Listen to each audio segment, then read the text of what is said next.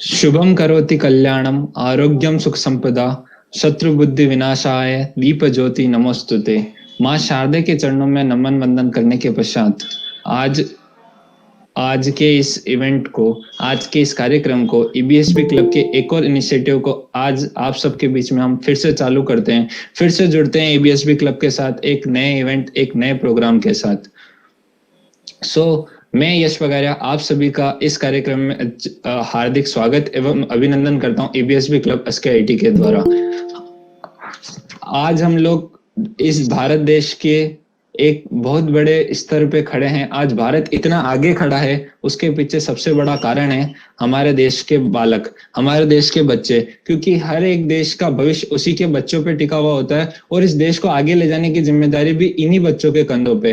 परंतु आज भी हमारे भारत देश के अंदर कहीं बालकों के साथ, कहीं बच्चों के साथ ऐसी कहीं सारी गतिविधियां होती है जिनके कारण से उन बालकों को समान अधिकार, समान सम्मान और समान स्वरूप नहीं मिल पाता, जिसके कारण से वे आगे नहीं चल पाते हैं।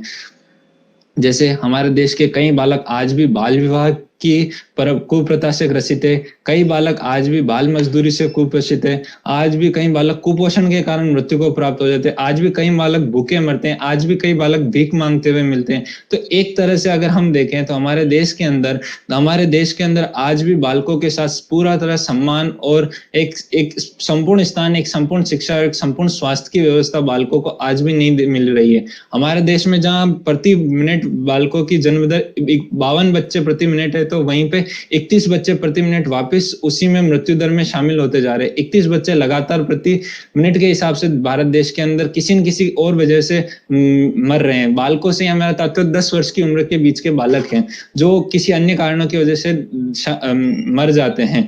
परंतु आज हम लोग एबीएसबी क्लब के माध्यम से उन्हीं चाइल्ड्स की अधिकारों को बचाने के लिए, उन्हीं चाइल्ड्स को बढ़ाने के लिए एक नया इनिशिएटिव लेके आए, एक नया इवेंट लेके आए, जिसके अंदर हम लोग शपथ लेंगे कि हम लोग हमेशा हमारे आसपास रहने वाले बच्चों के, हम लोग हमारे आसपास रहने वाले बालकों के लिए हित में काम करेंगे, उनके अधिकारों के लिए काम करेंगे, उनको सही शिक्षा, सही स्वास्थ्य और सही मार्गदर्शन प्रदान करवाएंगे, जिसके कारण से वो आगे चल के देश के विकास, देश की उन्नति में सहायक बन सके, ना कि देश पर एक भार बनकर खड़े हो सके।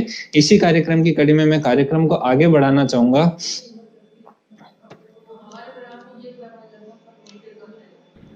धन्यवाद Yash ji. Good morning everyone, सभी को शुभ प्रभात। मैं आशा करता हूं कि आप सभी अपने घरों में स्वस्थ एवं मस्त होंगे। Today, our EBSB club, under the guidance of Rajasthan State Legal Authority, going to organize an online workshop on the ongoing week, that is Child Right Awareness Week, which has come to an end now. So let's start. We'll discuss one by one and we'll cover all the topics.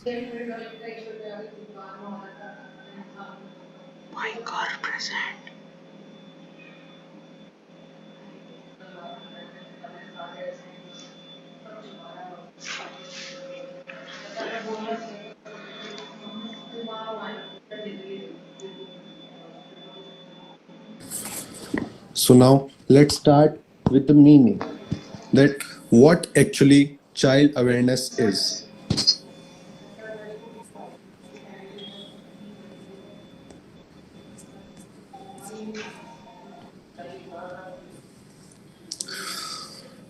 Children's rights are a subset of human rights with particular attention to the rights of special protection and care afforded to minors. Let's go through the index once. First of all, we'll discuss the meaning of child right, that what actually the rights that are given to the child. Next is what is the importance. Then what are the different child rights which are given. Then the description of child rights. Each and every child right will be discussed in brief. Then what are the helpline and contacts? If any child right is humiliated, then we can go to which authority or which department of our Indian government. Then it will be the speech by our ECA Chief Coordinator, sir. At the last of the event, we will end our event through an oath, that is Shapath Grahan, and then the certificate link, which is the most awaited, time for the students. Thank you. So first of all, understand what is the meaning of the child rights. In 1989, the Convention on the Rights of the Child, that is CRC, defines a child as any human being below the age of 18 years unless under the law applicable to the child majority is attained earlier. Children rights includes their right to association with both parents, human identity, as well as basic needs of for physical protection, food, universal state paid education, healthcare, and criminal laws appropriate for the age and development of child, equal to protection of child's civil rights and freedom from discrimination on the basis of child's race, gender, sexual orientation, gender in identity, national origin, religion, disability, color, ethnicity, or other characteristics. So now let's have a look to what are the different child rights that is given to the childrens. The first child right is right to education, next is right to life, then right to participate, then right to safety, then right to development, and then right to equality. Now, we are going to discuss every of each child right in brief. The first one is right to education. Right to education is the law made by Indian government under the Article 28, which ensures that every children from age 6 to age 14 is getting the fundamental education in the state government or central government school, which are running at the free of cost, or some schools are running at the nominal cost, which is fixed by our government. Under this, every student get free of cost education by our Indian government. The next one is the right to life. It means the government should take appropriate measure to safeguard life by making laws to protect you, and in some circumstances taking steps to protect you in your life at risk.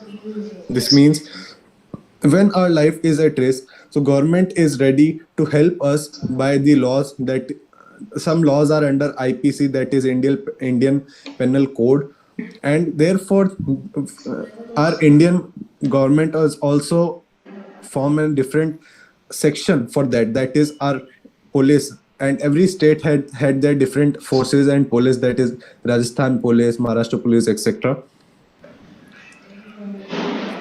The next one is right to participate. A basic principle of democracy holds that all citizens have a right to participate in decisions that affect their personal interest, including decisions taken in the context of employment. That is, everyone has a right to participate in the political issues after the age of 18. Everyone have a right to vote. The next one is right to safety. A consumer has a right to protect it against goods and services which are hazardous to life and health. For instance, let's take an example that an electrical appliance which is manufactured with substandard products do not conform the safety norms might cause serious injuries. That is why it is recommended to buy an certified electrical product. Right to development. In this, every children is entitled to participate in contribute to and enjoy economic, social, cultural, and political development in which all children rights are fundamental freedoms can be fully realized. The next and the last one is right to equality. Under Article 14, no one should be discriminated on the basis of gender, caste, race, color, etc., as everyone is equal before the law. Now, I would like to conclude some more rights which are not listed here but are very important. That is the right to identity, which comes under the Article 7 and 8. Children are entitled to a name legally registered with the government and a nationality. Further, they must have a right to identity in the form of public record. This ensures their national support as well as access to all the social services. And the last one is right to health, which comes under the Article 23 and 24. which includes medical care, nutrition, protection from harmful habit, and safe working environments are covered under the right to health. Now, I would like to highlight the importance of children's right, that what actually children rights are and how they are important. Children are innocent, trusting, and full of hope. Their childhood should be joyful and loving. Their lives should mature gradually as they gain new experiences. But for many children, the reality of childhood is altogether different. Right through history, children have been abused and exploited. They suffer from hunger and homelessness, work in harmful conditions, high infant mortality, deficient health care, and limited opportunities for the basic education. A child need not live such a life. Childhood can and must be preserved. Children have the right to survive, develop, to be protected, and participate in the decisions that impact their lives. Children's views should be heard and considered in the political processes. That is why everyone has right to vote after the age of 18. The healthy development of children is crucial to the future well-being of any society. Now, let's let's have a look to the risk factor and the challenges across our nation. The first and the most biggest challenge is the poverty and the access to water. The next one is child labor, which is till now not totally got destroyed in India, but yes, due to some strict rules by the Indian government, it has come to an end. Next one is child abuse, then child marriage. Child marriage can also be seen in some parts of our India, that is the rural areas, due to their mentality. But as the good development is going on, child marriages have also come to an end, and also there are many strict laws regarding this child marriage. Now the question is how we can contact if we are humiliated on any basis of child right. The helpline number, which is the national helpline number 1098, is available by the Indian government, so that if anyone is get humiliated on this basis, he or she may contact. We can also go through online services, like it is the era of online, like everything is going on web. So a website made by our Indian government which separates the child rights column. This is National Commission for Protection of Child Rights, that is NCPCR. It is on the national level, and Rajasthan State Commission for Protection of Child Rights, RSCPCR, it works on the state level, and the national body monitors all the bodies which are working under them on the state level. Now I would like to request our Chief Coordinator, sir, to deliver a speech on this regard. Thank you, sir. Thank you Divanshu. तो सर्वप्रथम आज के इस बाल अधिकार week में आप सभी का स्वागत है। थोड़ा सा मैं प्रकाश डालना चाहूँगा कि बाल अधिकार दिवस कब मनाया गया, क्या इसकी भूमिका रही, कैसे ये दुनिया में प्रचलित हुआ। तो आपको मैं बताना चाहूँगा, सबसे पहला जो बाल दिवस इंटरनेशनल चाइल्ड्स डे जो सेलिब्रेट किया गया था 1954 में बनाया गया था बेटा, ये 1954 में। इस दिवस की परिकल्पना भारतीय नागरिक वी.के. कृष्ण मेनन ने की थी। तो भारतीय नागरिक वी.के. कृष्ण मेनन ही थे जिन्होंने इस दिन की चाइल्ड डे, या जिसे बोलते हैं अपन अंतर्राष्ट्रीय बाल दिवस की शुरुआत जो की गई थी वो वी.के. कृष्ण मेनन ने ही की थी। वर्ष 1989 में इसको संयुक्त राष्ट्र की सभा में इसको पारित किया गया था, जिसके प्रस्तावना, जिसे हम संसद में प्रस्तावना कहते हैं, वैसे ही संयुक्त राष्ट्र महासभा में इसको 1989 में इसको पारित किया गया था, और सितंबर 1990 से ये पूरे विश्व में लागू हुआ था।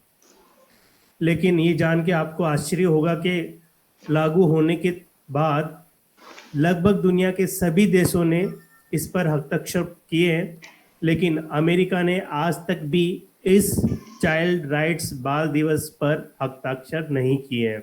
सो आज की तारीख में भी अमेरिका ने अभी तक बालकों के जो अधिकार हैं, जिसमें बालक को देश के अंदर सभी बच्चों को जाति, धर्म, रंग, लिंग, भाषा और संपत्ति और योग्यता आदि के आधार पर बिना किसी भेदभाव के संरक्षण देने का जो नियम है, जो संरक्षण है, उस पर अमेरिका ने अभी तक भी हस्ताक्षर नहीं किए।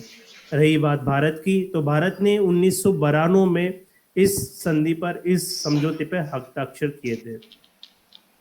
अब इस संधि की जरूरत क्यों पड़ी, क्या होता है इससे, तो कुछ आंकड़े मैं आपके सामने रखना चाहूंगा। आपको जान के ताजुब होगा कि दुनिया में 26 करोड़ से ज्यादा बच्चे और युवा अभी भी स्कूलों में पढ़ाई नहीं कर पा रहे हैं। 26 करोड़ से ज्यादा, यहाँ तक कि 65 करोड़ से ज्यादा लड़कियों की शादी 18 वर्ष से कम उम्र में कर दी जाती है। हर 4 में से आज एक बच्चा ऐसे एरिया, ऐसे क्षेत्र में रहने को मजबूर है जहां पर 2040 के बाद सीमित जल संसाधन होंगे। बाल अधिकार संधि के पारित होने के बाद पहले से कहीं ज्यादा बच्चों को जागरूक संरक्षण सहारा मिल रहा है। 5 से कम उम्र के बच्चों की मौत के मामलों में भी 50% तक कमी आई है। साथ ही कुपोषण से पीड़ित बच्चों की संख्या में भी गिरावट दर्ज की गई है। तो इन सब परिवर्तन को देखते हुए पूरे विश्व में इस तरह के संविधान, इस तरह के संशोधन, इस तरह के पटल को, इस तरह के प्रस्ताव को लाने की जरूरत थी, जिस पर सारे देशों ने, लगभग 196 देशों ने इस पर साइन किए हैं। भारत में जो बाल अधिकार है उस पर अगर अपन प्रकाश डालें तो भारत के प्रारंभिक समय से ही बच्चों के अधिकारों, समानता और उनके विकास के लिए प्रतिबद्ध रहा है। बच्चों को किसी भी प्रकार से खतरे और जोखिम की स्थिति में सुरक्षा का अधिकार, अंतर्राष्ट्रीय नियमों के अनुसार अगर अपन बात करें तो बच्चा का मतलब जो है वो है 18 साल से कम उम्र का व्यक्ति।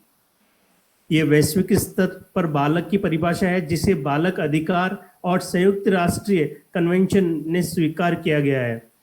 इस दुनिया के अधिकांश देशों ने मान्यता दी है। जहां तक भारत का सवाल है, भारत में 18 साल की उम्र के बाद ही कोई व्यक्ति मतदान कर सकता है, ड्राइविंग लाइसेंस प्राप्त कर सकता है और कानूनी समझौते में शामिल हो सकता है।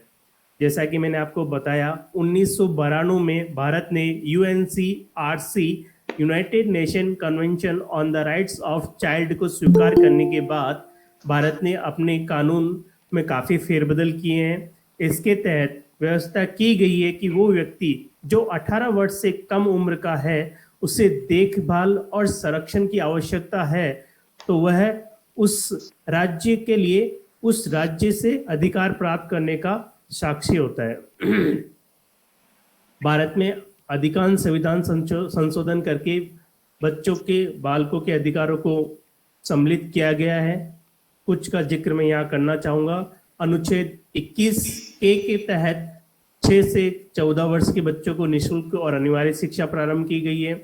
ज़्यादा मैं इसमें डिटेल में नहीं बताऊंगा क्योंकि दिव्यांशु ने पहले ही आप उन सबको इस पर अच्छे से प्रकाश डाला है कि किस अधिकार में क्या होता है। दूसरे अधिकार में जो अपन बात करें तो अनुच्छेद 24 के अंदर 14 वर्ष से कम उम्र के बच्चों को जोखिम के कार्य करने से सुरक्षा का अधिकार प्राप्त है। अनुच्छेद 39, अनुच्छेद 39 ग आर्थिक जरूरतों के हिसाब से जबरन ऐसे कामों में भेजना जो बच्चों की आयु और क्षमता के उपयोग नहीं है से सुरक्षा करने का अधिकार। अनुच्छेद 39 च बालकों को स्वतंत्र और गरिमामय माहौल में स्वस्थ विकास और अवसर और सुविधा मुक्त कराना तथा शोषण से बचाने का अधिकार है। इसके अलावा भी भारतीय संविधान में बच्चों को वयस्क पुरुष और महिलाओं के बराबर के संविधान के बराबर के समानता के अधिकार प्राप्त हैं, जैसे कि अनुच्छेद 14 के तहत समानता का अधिकार, अनुच्छेद 15 के तहत भेदभाव के विरुद्ध अधिकार, अनुच्छेद 21 के तहत व्यक्तिगत स्वतंत्रता का अधिकार तथा अनुच्छेद 46 के तहत जबरन बंधुआ मजदूरी और सामाजिक अन्याय तथा सभी प्रकार के शोषण से कमजोर तबकों के बचाव का अधिकार शामिल है। भारत में अगर अपन बाल अधिकार, बाल शक्ति की बात करें तो नीति आयोग के अनुसार भारत में शिशु मृत्यु दर जो प्रति हजार पर 34 के करीब है, जबकि 5 साल से कम उम्र के बच्चों की बात करें तो ये आंकड़ा प्रति 10,000 में 39 हो जाता है। वैसे देखने में ये आंकड़ा अपने को कम लग रहा है 1000 के लिए, लेकिन जब अपन पूरे भारत की बात करें करोड़ों की, तो ये आंकड़ा बहुत बड़ा हो जाता है। इसके लिए अधिकांश बच्चों की मृत्यु डायरिया और निमोनिया, आप ये जान के ताजुब करेंगे कि देश में अधिकांश बच्चों की मृत्यु डायरिया और निमोनिया से हो जाती है, जबकि इन बीमारियों का इलाज आसानी से उपलब्ध है। 2016 की अगर मैं बात करूं तो डायरिया और निमोनिया से करीब 3.5 लाख बच्चों की मृत्यु अकेले भारत में हुई है। भारत में हर साल कुपोषण से ही करीब 10 लाख बच्चों की मृत्यु हो जाती है। बिहार, मेघालय, मध्य प्रदेश उन भारतीय राज्यों में शुमार है जहां हर 10 में से 4 बच्चे कुपोषित हैं। देश में 6 साल तक के करीब 2.3 करोड़ बच्चे कुपोषण और कम वजन के शिकार हैं। शिक्षा की बात करें तो लगभग 10 करोड़ बच्चों को स्कूल नसीब नहीं होती। District information system for education की एक रिपोर्ट के अनुसार अगर हम बात करें तो हर 100 बच्चों में से महज 32 बच्चे ही स्कूली शिक्षा को पूरी पार कर पा रहे हैं। मैं इस लाइन को फिर से गौर देना चाहूँगा, आप लोग सभी इसको समझें कि हर 100 बच्चों में से केवल महज 32 बच्चे ऐसे होते हैं जो स्कूली शिक्षा को पूरी पार कर पा रहे हैं। अब आप ये देखिए आंकड़ा कहाँ है अपना। भारत में बच्चों की स्थिति क्या है, बाल अधिकार किस रूप में आज धरातल पर बढ़ रहा है, इन सब पर हम सबको गहन विचार करने की जरूरत है। इसमें करीब 1 करोड़ बच्चे ऐसे भी हैं जो घर की खराब आर्थिक हालात के चलते हुए पढ़ाई के साथ साथ काम करने को भी मजबूर है। विश्व बैंक की मानव रिपोर्ट के मुताबिक भारत में, अब यहाँ आप सब लोग गौर कीजिएगा, विश्व बैंक की रिपोर्ट के अनुसार भारत में 10 से 14 करोड़ बच्चे बाल मजदूरी कर रहे हैं। बाल अधिकारों के हनन का सर्वाधिक मामले भी भारत में आते हैं। इसके साथ ही स्कूलों में भी आत्महत्या की प्रवृत्ति तेजी से बढ़ रही है। भारत में बच्चे आबादी का लगभग 40% है। बच्चे सामाजिक, आर्थिक और भू राजनीतिक परिस्थितियों की वजह से ऐसा आए हैं। बाल श्रम, बच्चों से दुर्व्यवहार, विस्थापना और असुरक्षित प्रवासन की चिंताएं, पेशेवर यौन शोषण से के लिए गैर कानूनी खरीद फरोख्त एक गंभीर चुनौती है। घरेलू कार्य, भिक्षावृत्ति, मानव अंगों का कारोबार, पोर्नोग्राफी आदि समस्याएं भी आज भारत में बनी हुई है। इन सब समस्याओं को दूर करने के लिए सरकारें अपने स्तर पर काम कर रही है। सामाजिक कुछ प्राइवेट संस्थाएं हैं वो भी अपने स्तर पर काम कर रही है। इसके लिए कुछ बाल विकास योजनाएं भी सरकार की तरफ से चलाई गई है। उस पर मैं थोड़ा सा अगर प्रकाश डालूं तो अपने सामने आती है आंगनबाड़ी सेवा केंद्र। तो आंगनबाड़ी सेवा केंद्र इस योजना के तहत 6 साल तक के कम आयु के बच्चों का समग्र विकास के लिए इस योजना को लाया गया था। इस योजना के 6 साल से कम आयु के सभी बच्चे और गर्भवती महिलाओं को लाभार्थी माना गया है।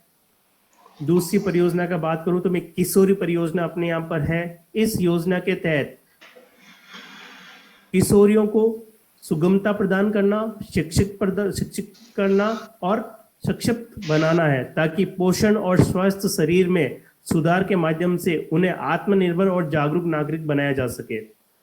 इसके अलावा राष्ट्रीय शिशु योजना, इस योजना के तहत कामकाजी महिलाओं हेतु उनके छोटे बच्चों के लिए एक सुरक्षित स्थान, जिसे अपन आजकल पढ़े लिखी भाषा में क्रेच बोलते हैं, कि जब महिलाएं काम पे जाती है छोटे बच्चों को ध्यान रखने के लिए राष्ट्रीय शिशु गृह योजना भी सरकार के द्वारा अलग अलग राज्य में चलाई जा रही है। इसके अलावा अगर बात करें तो बाल संरक्षण सेवा उद्देश्य कानून का उल्लंघन करने वाले बच्चों की देखरेख और संरक्षण के लिए सुरक्षित और निरापद परिवेश प्रदान करना है। तो इस तरह की बहुत सारी योजना है जो सरकार के द्वारा धरातल पर चलाई जा रही है, बट शिक्षा के अभाव की वजह से, जागरूकता के अभाव की वजह से हमें ये लगता है कि जितना फायदा जनता को, पब्लिक को होना चाहिए उतना फायदा नहीं हो पा रहा है। इसके बावजूद भी सरकार ने कई अनुच्छेदों में, कई अधिनियम में बाल कानून को और साथ में जोड़ा गया है। बाल अधिकारों के संरक्षण की बात करें तो इन बाल अधिकारों को लागू करने के लिए और जनता तक, बच्चों तक पहुंचाने के लिए एक आयोग की स्थापना की गई। अगर इसकी मैं प्रकाश डालूं तो इस आयोग का नाम है राष्ट्रीय बाल अधिकार संरक्षण आयोग। तो बच्चों के लिए बने विभिन्न कानून और अधिकारों को लागू करने का जो चुनौतीपूर्ण कार्य था, इसी के लिए राष्ट्रीय बाल अधिकार संरक्षण आयोग की स्थापना 5 मार्च 2007 को हुई थी। अगर मैं बात करूं भारत में आगे की राह, तो बच्चों के लिए हम सबको देखना होगा कि आने वाली पीढ़ी के लिए अपन एक ऐसी व्यवस्था तैयार करें जिससे बच्चों को अच्छी शिक्षा मिले, और अच्छी शिक्षा से ऐसी हो कि जो बालकों के व्यक्तित्व, उनके मेगा और समस्त शारीरिक और मानसिक योग्यता के उच्चतम स्तर पर विकास की ओर उन्मुख हो। शिक्षा में लैंगिक समानता, सहनशीलता आदि का समावेश होना चाहिए। शिक्षा व्यवस्था ऐसी होनी चाहिए जो कि बच्चों के लिए अधिकारों का आभास करती हो। बच्चों के पोषण एवं स्वास्थ्य से संबंधित योजना की निगरानी और उनका मूल्यांकन समय समय पर किया जाना चाहिए। बाल संरक्षण कानूनों का कड़ाई से पालन होना चाहिए। कानूनों और योजनाओं की सफलता के लिए आवश्यक है कि इनके अधिकारों और समस्याओं के प्रति सामाजिक जागरूकता को बढ़ाया जाना चाहिए। ये कुछ कदम ऐसे हैं जो आने वाले समय पर आप जैसी युवा पीढ़ी को उठाने होंगे, तभी आने वाला भारत अपन इन बच्चों को अच्छी शिक्षा के साथ अच्छे भारत को खड़ा कर पाएगा। क्योंकि आप सबको पता है कि बच्चे ही किसी देश की विकास की नींव होते हैं। यानी अगर हमें अपना भविष्य संभालना है तो बच्चों को तंदुरुस्त और साक्षर बनाना होगा, और यही पीढ़ी आगे चल के इसी भारत को वापस से विश्व गुरु बनाने की ओर अग्रसर होगी। इन्हीं शब्दों के साथ आप सबको पुनः एक बार बाल दिवस की हार्दिक शुभकामनाओं के साथ मैं अपनी वाणी को विराम देता हूँ। सभी को नमस्कार। बहुत बहुत धन्यवाद सर आपका। आपके जो अमूल्य शब्द और अमूल्य वचन हमें प्राप्त हुए उसके लिए आपका ईबीएसवी परिवार एवं सभी उपस्थित जन हार्दिक धन्यवाद ज्ञापित करते हैं। आपने हम लोगों का जो मार्गदर्शन किया, जितने अधिनियम, कानून और नियमों के बारे में हमको जानकारी दी, उसके लिए आपका हार्दिक आभार सर। साथ ही साथ अब मैं निवेदन करता हूँ दिव्यांशु जी से कि एक बाल चिल्ड्रंस राइट पे एक वीडियो है हमारी छोटी सी, प्लीज वो प्ले करें।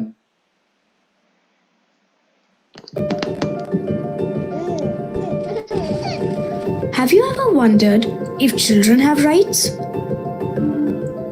Every person on the planet has rights, and so does every child.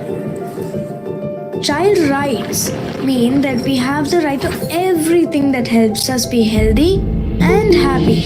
Nutrition and good health, good schooling, freedom of expression, and protection from anything that may be harmful.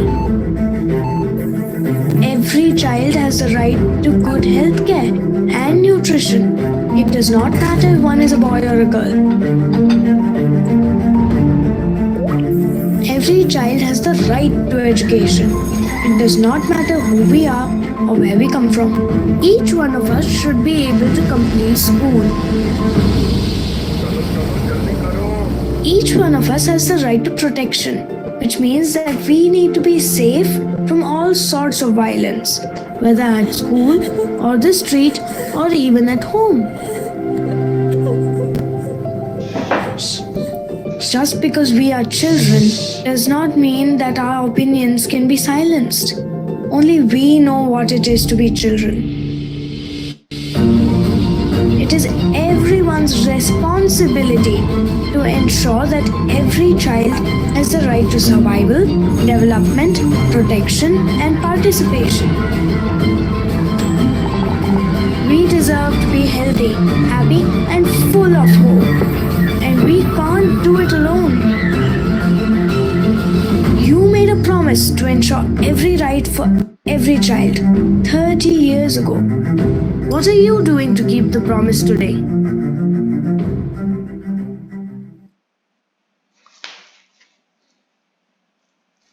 Thank you Divyanshu ji. अब मैं विकास जी से निवेदन करूंगा बाल सुरक्षा शपथ को हम लोगों के साथ में शेयर करें और बाल सुरक्षा शपथ हम लोगों को दिलाएं। Vikas ji. Thank you S ji.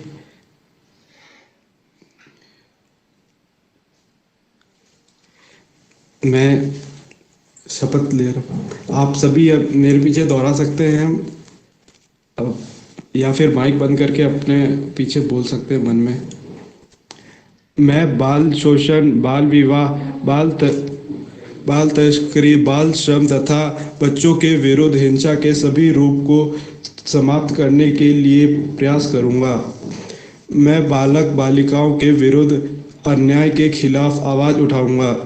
मैं बालक बालिकाओं की बात को सदा सुनूंगा तथा उनके हित को प्राथमिकता दूंगा। मैं बालक बालिकाओं को असुरक्षित स्पर्शों के बारे में बोलने को प्रेरित करूंगा। मैं बालक बालिकाओं को यौन शोषण तथा अनैतिकताओं से सदा रक्षा करूंगा। मैं बालक बालिकाओं के प्रति दुर्व्यवहार और उनकी उपेक्षा को समाप्त करने के लिए सभी हितधारकों तथा समाज के सभी जिम्मेदार व्यक्तियों को उचित कार्यवाही करने की अपील करूंगा। धन्यवाद। जय हिंद। इसी के साथ मैं कार्यक्रम में पधारे हुए सभी जन का हार्दिक धन्यवाद ज्ञापित करता हूं। आप सब ने कार्यक्रम से जुड़कर कार्यक्रम की शोभा बढ़ाई और इस शपथ को ईबीएसबी क्लब के साथ जुड़े। ये सर्टिफिकेट की लिंक है, आप सब जो जुड़े कृपया इसको स्कैन करके सर्टिफिकेट अपना प्राप्त कर सकते हैं कार्यक्रम से जुड़ने के लिए। साथ ही साथ धन्यवाद करना चाहूंगा हमारे ईसीए क्लब के चीफ कोऑर्डिनेटर और ईबीएसबी क्लब के फैकल्टी कोऑर्डिनेटर आदरणीय कैलाश सोनी सर का। सर, आपने हमारे साथ जुड़कर हमारे कार्यक्रम को बहुत विशिष्ट और बहुत बड़ा बनाया, उसके लिए सर आपका बहुत बहुत धन्यवाद। और साथ ही साथ सभी जुड़े हुए बंधुओं का, बाहर से जुड़े सभी जन जितने भी हमारे साथ जुड़े हुए हैं अभी, उन सबका मैं हार्दिक धन्यवाद ज्ञापन करना चाहूंगा। आप सब इस कार्यक्रम में जुड़े और कार्यक्रम की शोभा बढ़ाए, उसके लिए आप सभी का बहुत बहुत धन्यवाद, हार्दिक आभार। सभी से निवेदन करूंगा प्लीज अपने अपने कैमरास को एक बार ऑन कर लेंगे ताकि हम लोग एक ग्रुप फोटो ले सकें जो हमारी एक मेमोरीज बन सके कार्यक्रम के लिए। ईबीएसबी परिवार की ओर से आप सभी का हार्दिक धन्यवाद। प्लीज कैमरा ऑन कीजिए। थैंक यू, आप सभी का धन्यवाद। आप सब ने समय निकाल के इस कार्यक्रम की शोभा बढ़ाई। पूरी ऑर्गेनाइजिंग टीम का धन्यवाद, पार्टिसिपेंट का धन्यवाद।